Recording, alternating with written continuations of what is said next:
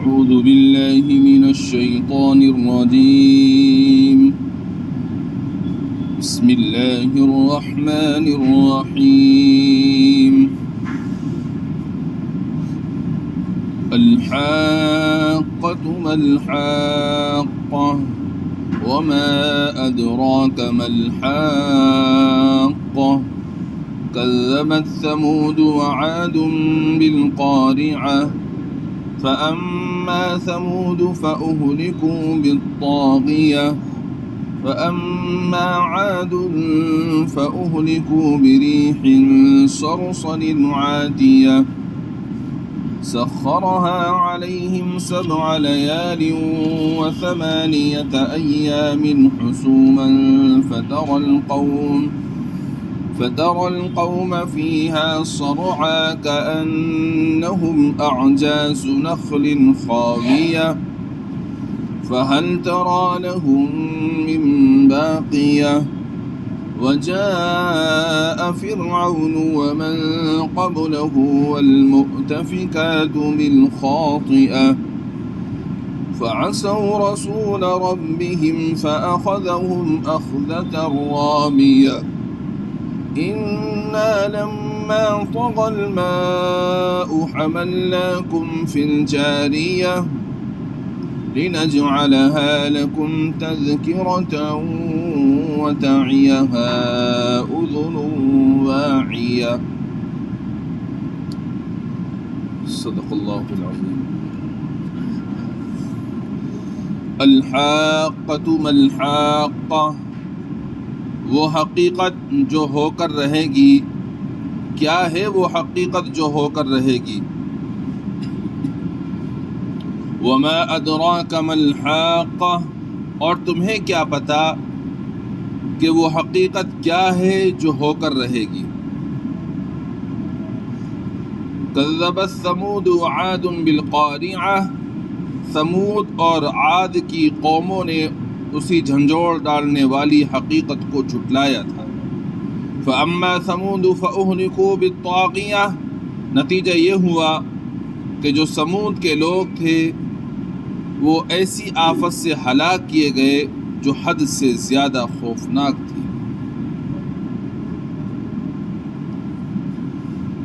آج جو آیات مبارکہ ہم نے تلاوت کی ہیں یہ سورۃ الحاقہ کی ابتدائی آیات ہیں۔ سورۃ الحاقہ یہ قرآن مقدس کی ان سورہ مبارکہ میں سے ہے جو مکی کہلاتی ہیں، اور علماء کرام نے فرمایا کہ نزول کے اعتبار سے اس سورہ مبارکہ کا نمبر 78واں ہے۔ اس سے پہلے 77 سورتیں نازل ہو چکی تھیں، اور آپ حضرات جانتے ہیں کہ جتنی بھی مکی صورتیں ہیں ان تمام صورتوں کے اندر زیادہ تر جو گفتگو اور بات چیت ہے وہ قیامت سے متعلق ہے، آخرت سے متعلق ہے، اور توحید اور رسالت سے متعلق ہوا کرتی ہے۔ تو اس سورہ مبارکہ کے اندر بھی اللہ رب العزت نے آخرت سے متعلق مضامین بیان فرمائے ہیں، اور زیادہ تر صورتوں کے اندر قیامت کا تذکرہ آپ کو ملے گا مکی صورتوں میں، مگر قرآن کریم کا اعجاز ہے کہ بار بار قیامت کا تذکرہ ہے، مگر کہیں بھی آپ کو ایسا نہیں لگے گا قرآن کریم پڑھنے اور سمجھنے کے بعد میں کہ جیسے کہ اس میں کچھ تکرار ہو رہی ہے۔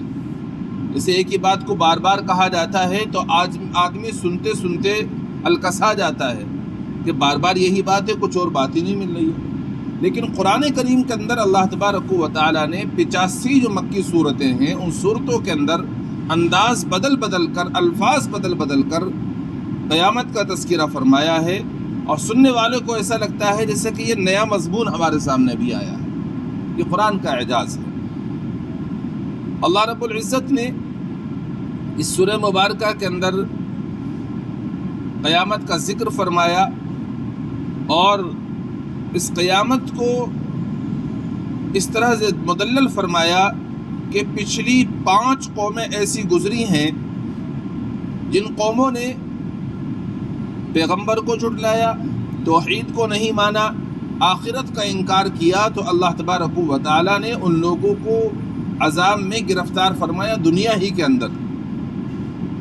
تو معلوم یہ ہوا کہ جو قوم بھی آخرت کو جھٹلائے گی، آخرت کا انکار کرے گی، اللہ تبارک و تعالیٰ ایسی مجرم قوموں کو دنیا کے اندر ہی عذاب میں گرفتار فرمائیں گے، جو کہ قیامت کا آنا بالکل یقینی ہے، اس میں کوئی شک و شبہ کی گنجائش نہیں۔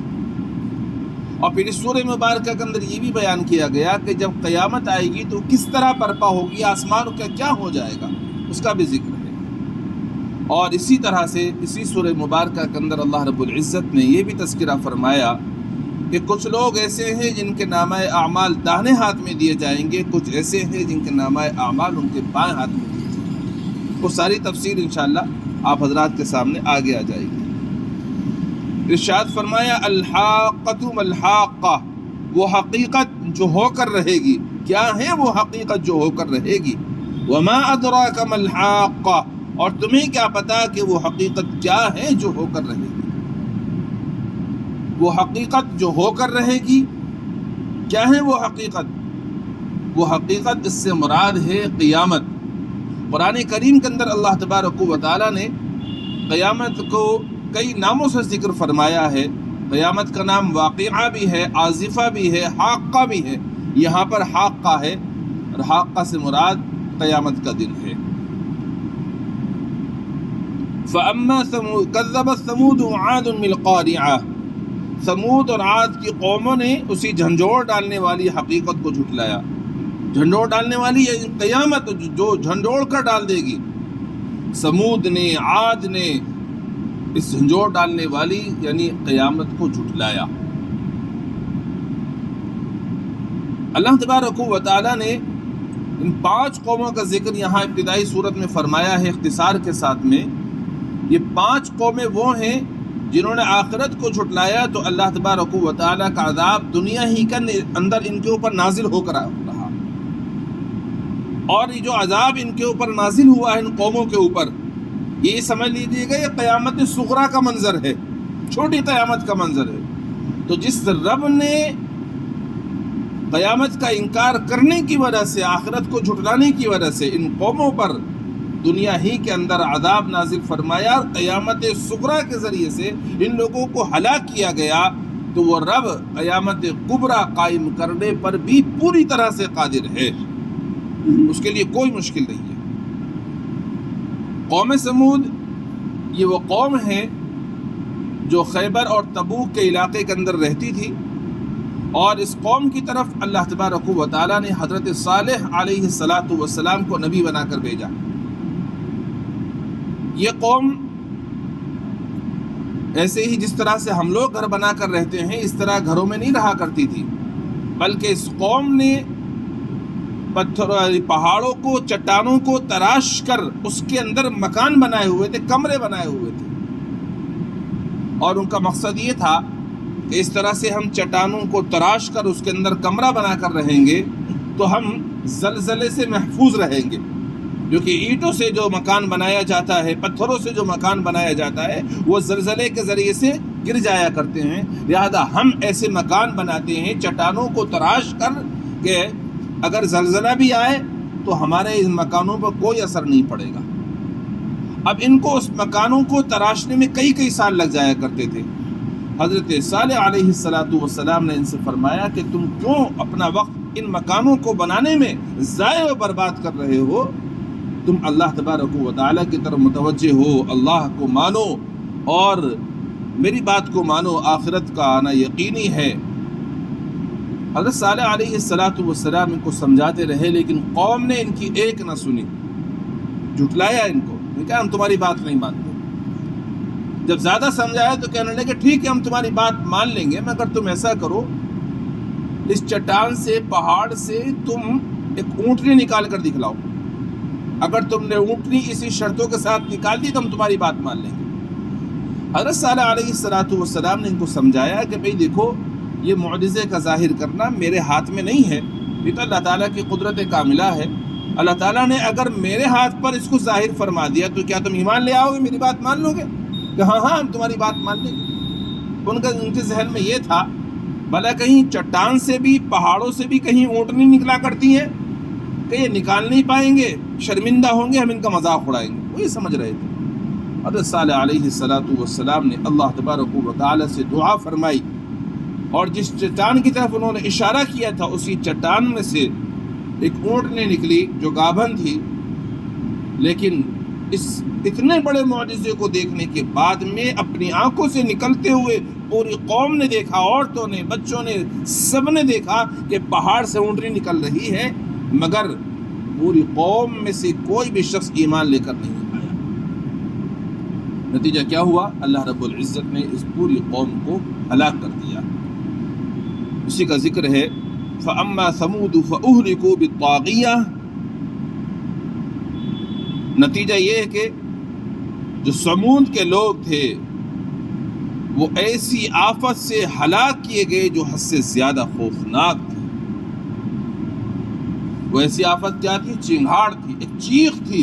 حضرت جبریل امین علیہ السلام نے چیخ ماری، اس چیخ کو سننے کے بعد ان کے کلیجے پھٹ گئے، اٹیک پڑ گیا، کوئی بھی قوم باقی نہیں رہی، پوری کی پوری قوم ہلاک ہو گئی۔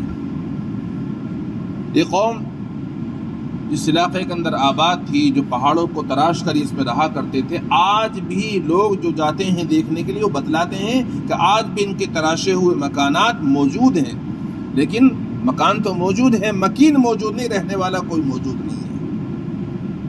تو اللہ تعالیٰ نے اس قوم کو ہلاک کر دیا۔ وَأَمَّا عَادٌ فَأُهْلِكُوا بِرِيحٍ صَرْصَرٍ عَاتِيَةٍ، اور جو عاد کے لوگ تھے انہیں ایک ایسی بے قابو طوفانی ہوا سے ہلاک کر دیا گیا۔ سخرها علیہم 7 لیال و8 ایام، جسے اللہ تعالیٰ نے ان پر 7 رات اور 8 دن لگاتار مسلط رکھا۔ 8 ایام حسوما فطر القوم فیہا صرعا، چنانچہ تم اگر وہاں ہوتے تو دیکھتے کہ وہ لوگ کھجور کے کھوکھلے تنوں کی طرح پچھاڑے ہوئے پڑے تھے۔ یہ قوم عاد کا تذکرہ ہے۔ قوم عاد، اس قوم کی طرف اللہ تبارک و تعالی نے حضرت ہود علیہ السلام کو نبی بنا کر بھیجا۔ یہ قوم بڑی لمبے چوڑے قد و قامت کے اعتبار سے تھے۔ اس قوم نے بھی ہود علیہ السلام کی بات کو نہیں مانا، ان کو جھٹلایا، اللہ کے توحید کو نہیں مانا، اسی طرح سے آخرت کو نہیں مانا۔ نتیجہ یہ ہوا کہ اللہ تبارک و تعالی نے ان کے اوپر عذاب مسلط فرمایا۔ پہلے ان کے اوپر قحط نازل ہوا، 3 سال تک بارش کا ایک قطرہ بھی نہیں برسا، پریشان ہو گئے قحط سے۔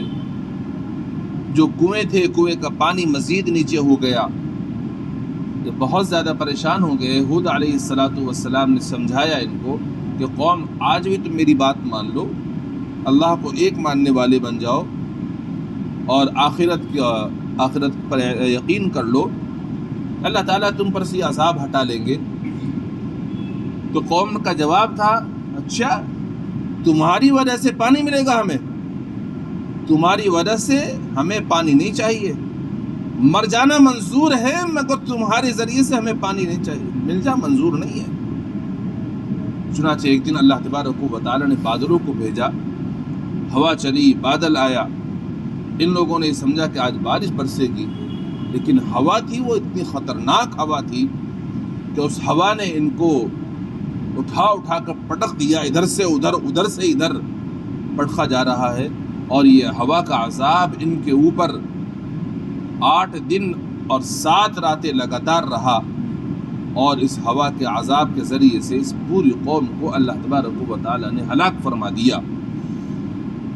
قوم سمود منٹوں سیکنڈوں میں ہلاک کی گئی، چیخ کے ذریعے سے ہلاک ہو گئی، لیکن یہ قوم ان کے اوپر 8 دن اور 7 راتیں لگاتار ہوا چلی، اور اتنی خطرناک ہوا تھی، بالکل بے قابو تھی، حد سے آگے نکلنے والی، یعنی جو ہوا کا کنٹرول کرنے والے فرشتے ہیں ان کے کنٹرول سے بھی یہ ہوا باہر ہو رہی تھی، اتنی خطرناک ہوا تھی۔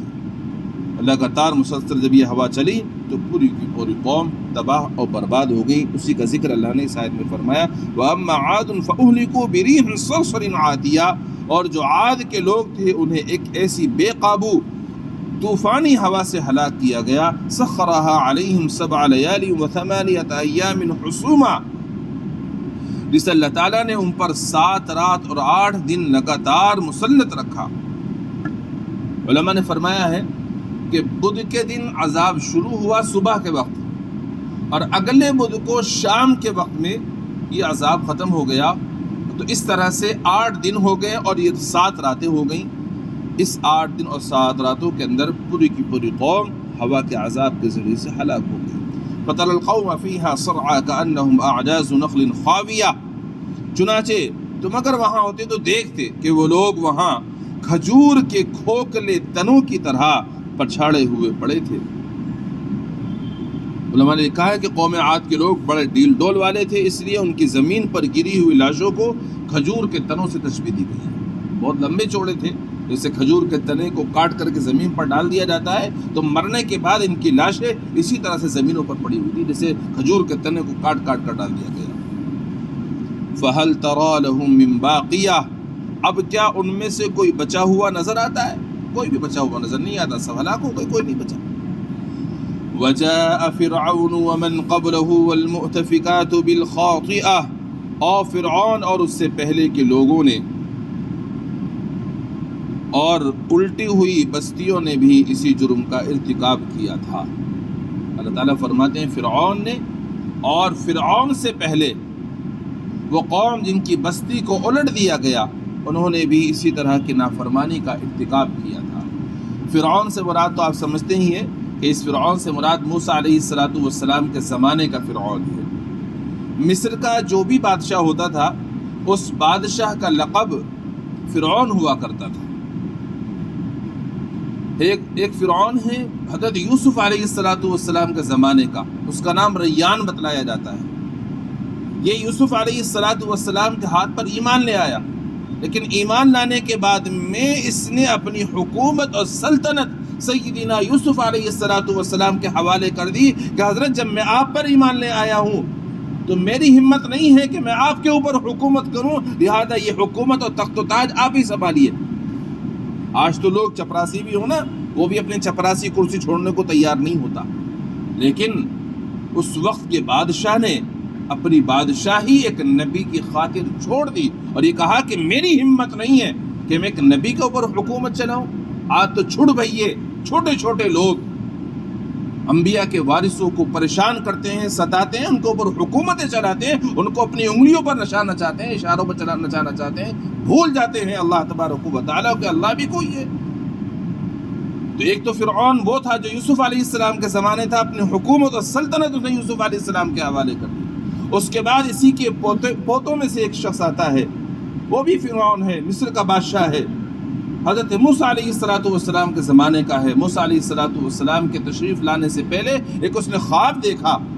تعبیر بتانے والوں نے بتایا کہ بھئی اس کی تعبیر یہ کہ یہ ایک بچہ پیدا ہوگا بنی اسرائیل میں جو تیری حکومت کے سلطنت کے زوال کا سبب بنے گا. اس نے اس ڈر اور خوف سے بنی اسرائیل میں پیدا ہونے والے لڑکوں کو قتل کروایا. 12,000 سے زیادہ بچوں کو پیدا ہوتے ہی لڑکوں کو قتل کیا گیا، ان کو ذبح کیا گیا، شہید کیا گیا. لیکن اللہ کی شان وہی موسیٰ علیہ السلام جس کے ڈر سے اس نے اتنے بچوں کو قتل کرایا، اللہ رب العزت نے اس کے گھر کے اندر ہی موسیٰ علیہ السلام کی پرورش کرا دی. نتیجہ کیا ہوا؟ فرعون اپنے آپ کو ربکم الاعلیٰ کہتا تھا کہ میں سب سے بڑا تمہارا رب ہوں، خدا ہوں. اللہ رب العزت نے اس خبیث کو، اس نالائق کو، اس کی پوری قوم کے ساتھ دریا کے اندر غرق فرما دیا.